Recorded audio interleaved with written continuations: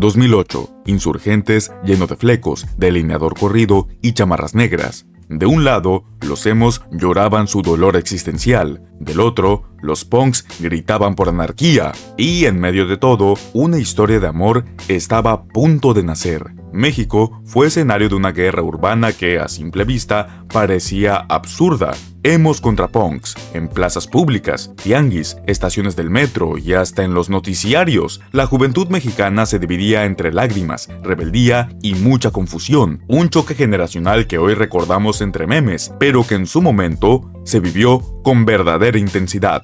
Años más tarde, el creador de contenido Jacobo Wong decidió tomar ese acontecimiento cultural, esa mezcla de drama, identidad y melancolía, y convertirla en algo inesperado. Emos vs Punks, una historia de amor, una novela ligera mexicana de 2025 que no solo cuenta una historia adolescente, sino que también funciona como una cápsula de tiempo emocional para miles, millones de mexicanos. Y vamos a desentrañar por qué esta historia merece ser recordada. Saludos TutiBiters y sean bienvenidos a Tutiformato. Dante, un emo que en su rutina gusta de sumergirse en la música, navegar en la primitiva web y pasar desapercibido, un día va a un toquín con su amigo Derek para pasar el rato. Más tarde, arriba del escenario, presencia a Julieta, una punk integrante de una banda, y se enamora de ella. Para mezclarse entre ellos, su amigo lo apoda Romeo y busca una oportunidad de hablar con ella. Sus mundos están destinados a chocar e intentarán construir un puente entre el delineador corrido y la rebeldía de las crestas rebeldes. Para entender Emos vs Punks, tenemos que viajar a 2008. México estaba en una época de cambios intensos. Internet apenas comenzaba a transformar nuestras vidas.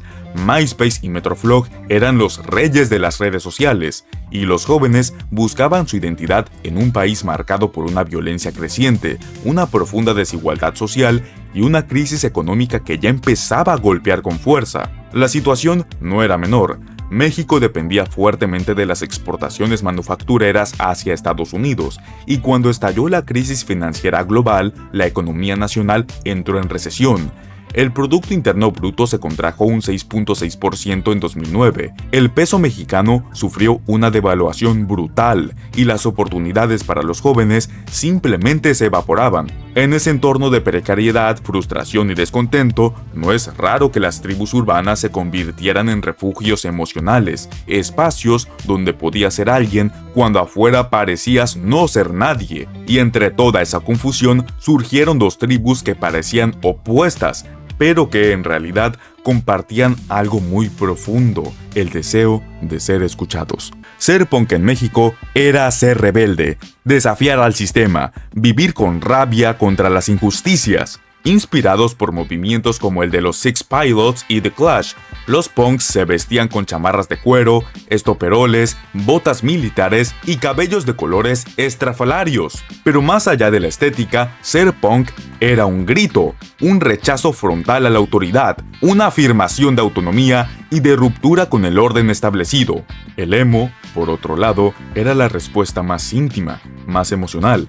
Influenciados por bandas como My Chemical Romance, Fall Out Boy o incluso Panda, los emos vestían de negro, delineaban sus ojos, llevaban flecos largos cubriendo su rostro, pero sobre todo abrazaban su dolor. Mientras el punk gritaba su enojo hacia afuera, el emo susurraba su tristeza hacia adentro. Y aquí es donde empieza el conflicto. En el México de 2008, la sociedad veía a estas tribus urbanas como problemas. Para muchos adultos, los punks eran vándalos sin futuro, y los emos, adolescentes ridículos que hacían drama por nada. Los medios de comunicación tampoco ayudaron. Cada reporte exageraba la violencia, caricaturizaba sus emociones y trivializaba su existencia. La tensión creció y explotó. Todo empezó el 7 de marzo de 2008 en Querétaro. A través de correos electrónicos y redes como Metroflog y High Five, se organizaron verdaderas cacerías de emos. Un grupo de aproximadamente 800 personas atacó a jóvenes emo en una plaza pública. Hubo 3 heridos graves y 28 detenidos. Este acto no fue aislado. En redes circulaban convocatorias abiertas para limpiar las plazas de emos, culpándolos absurdamente de corromper a la juventud. Una semana después, el 16 de marzo, el conflicto llegó a la Ciudad de México, en la Glorieta de Insurgentes, un punto simbólico de encuentro urbano. Se reunieron grupos anti-emo con la intención de atacar a quienes frecuentaban el pequeño club clandestino Los Sillones. La violencia escaló rápidamente. Aunque la policía intervino, los enfrentamientos se extendieron por horas.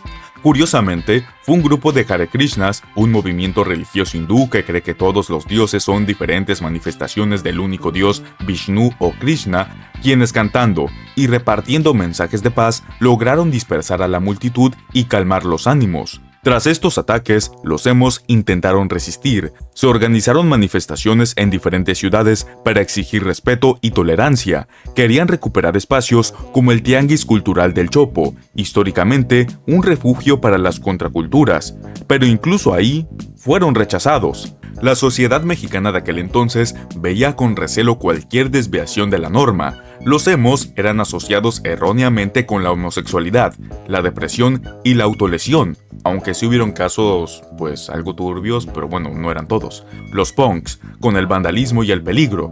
Todo lo que saliera de la rigidez de los roles tradicionales era motivo de ataque o ridiculización. Poco a poco esta violencia y presión social erosionaron la visibilidad emo. Muchos jóvenes abandonaron la subcultura o migraron a otras formas de expresión.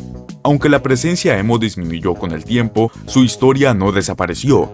En años posteriores surgieron marchas conmemorativas, documentales, podcasts y novelas, como la de Jacobo Wong, que rescatan aquel momento, porque en el fondo, la guerra emo-punk no fue simplemente una serie de peleas callejeras, fue el reflejo de una sociedad que no supo abrazar la diversidad emocional y cultural de sus jóvenes. La obra construye su relato sobre tres pilares fundamentales: humor, nostalgia y verdad emocional, y los entrelaza de tal forma que transforma lo que pudo haber sido una anécdota ridícula en una historia con humanidad. Desde el primer momento, la novela abraza lo absurdo de su premisa: una guerra entre emos y punks, desatada en medio de plazas públicas, organizada a través de redes sociales primitivas como Metroflog y High Five. Sin embargo, el verdadero motor de esta guerra, al menos dentro de la historia, no es solo el odio tribal. Es un romance prohibido, un amor que nunca debió florecer. Un emo y una punk se enamoran, dos mundos que, en teoría, no deberían mezclarse, y su historia de amor, al más puro estilo de Romeo y Julieta, desata las tensiones hasta el punto de ruptura. La violencia no nace solo del odio irracional entre grupos, sino también del miedo a lo diferente, del temor a traicionar una identidad grupal que parecía serlo todo. Los personajes principales, si bien caen en arquetipos conocidos, tienen matices. Dante es introspectivo, sensible hasta la médula, atrapado entre su necesidad de pertenecer y su deseo de ser auténtico. Julieta, en cambio, es feroz, indomable, pero también es vulnerable de maneras que jamás admitiría en voz alta. Ambos comparten un mismo anhelo de ser vistos y amados tal como son, pero el contexto que los rodea les enseña que cruzar esa línea puede convertirte en enemigo de todos. La novela también es una carta de amor a una época que ya no existe. Habla de un internet inocente, donde las redes sociales eran espacios torpes pero auténticos, de una ciudad más caótica y menos gentrificada, de una juventud que encontraba sentido en pertenecer a pequeños grupos que hoy parecen casi míticos. Wong no idealiza el pasado, muestra su crudeza, su violencia y su ridiculez, pero lo hace desde la ternura, como quien ojea fotos antiguas y reconoce tanto los errores como la belleza perdida. Para quienes vivieron aquellos años, cada referencia, cada lugar mencionado, cada código de vestimenta evoca memorias casi olvidadas. Y aquí es donde entra uno de los mayores aciertos de emos vs punks: su uso de la música como máquina del tiempo emocional. Cada capítulo sugiere una canción que enmarca la atmósfera emocional del momento. Welcome to the Black Parade para la bienvenida al mundo emo. Should I Stay or Should I Go para los momentos de traición. Los malaventurados no lloran para el dolor adolescente. La música no es solo ambientación, es una extensión emocional de los personajes.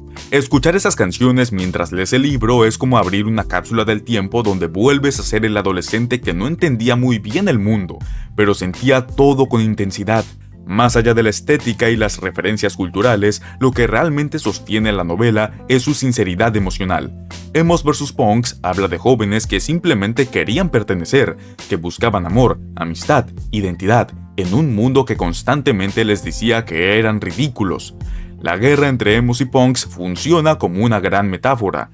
No era una batalla entre estilos, sino entre formas de lidiar con el dolor, la rabia y el vacío existencial.